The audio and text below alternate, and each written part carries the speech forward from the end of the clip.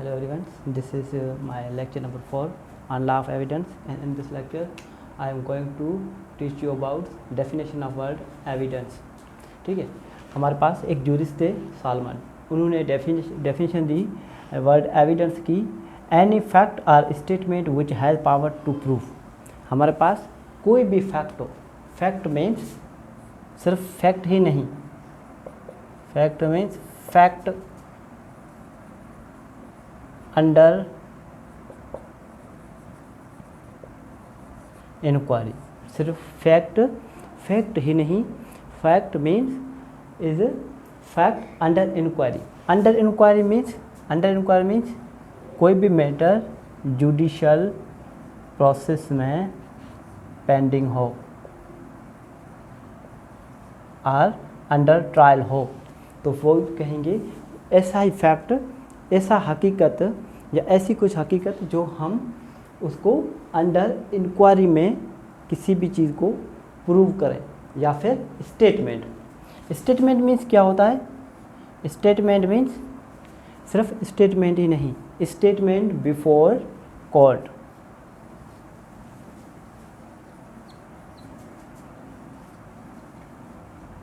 Before court or before competent forum. हमारे पास जो वर्ड एविडेंस है उनकी डेफिनेशन है any fact or statement which has power to prove, किसी भी चीज़ को प्रूव करने की एक ताकत रखता हो, तो फिर वही हम कहेंगे कि वो हमारे पास एविडेंस है। किसी भी चीज़ को अगर कोई फैक्ट या कोई स्टेटमेंट उनको प्रूव कर लेता है, उनको साबित कर लेता है, तो फिर वो हमारे पास एविडेंस हो जाएगा। फॉर एग्ज़ाम्पल, हमारे पास ए है जिसने क्राइम किया,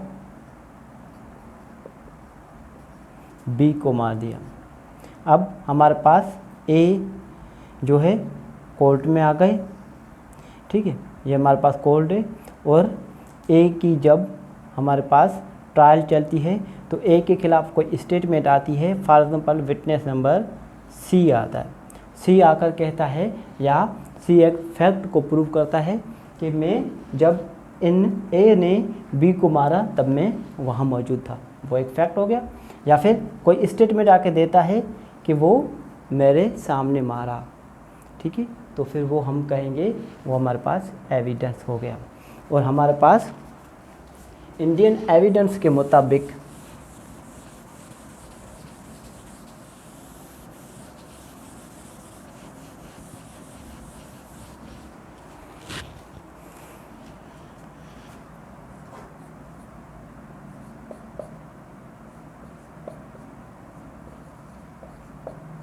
इंडियन एविडेंस एक्ट 1872 के मुताबिक जो उनमें डेफिनेशन दी गई है वो है statement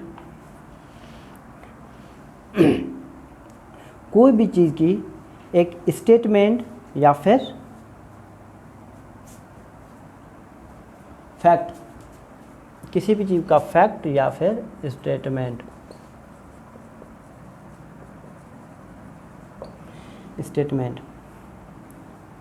means permits,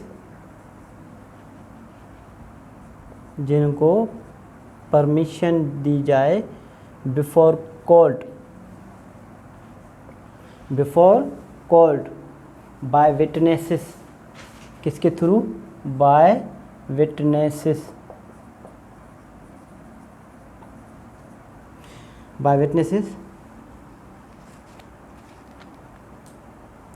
to matters of fact,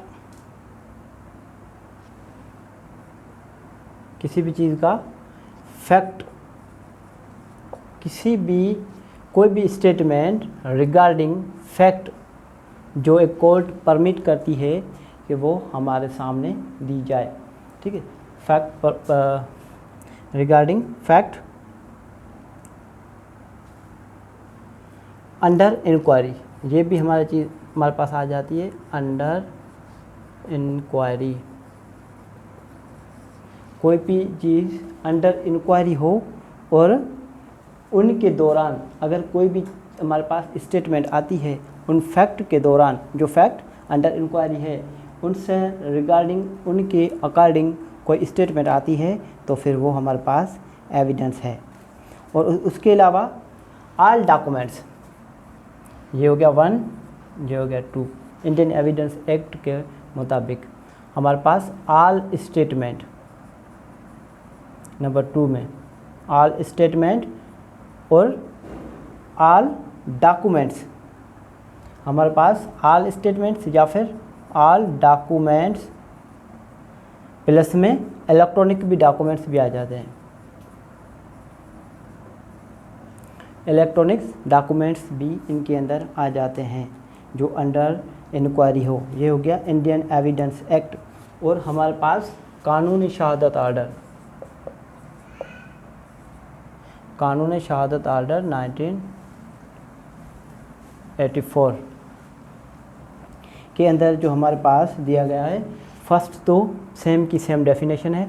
statement permits, any statement permits before a court या requires by a court to prove by witnesses a fact under inquiry. ठीक है। और नंबर 2 पर जो दी गई है डेफिनेशन कानूनी शहादत में, वो ये दी गई है कि ऑल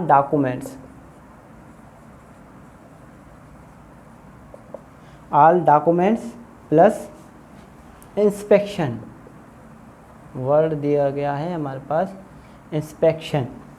इंस्पेक्शन ऑफ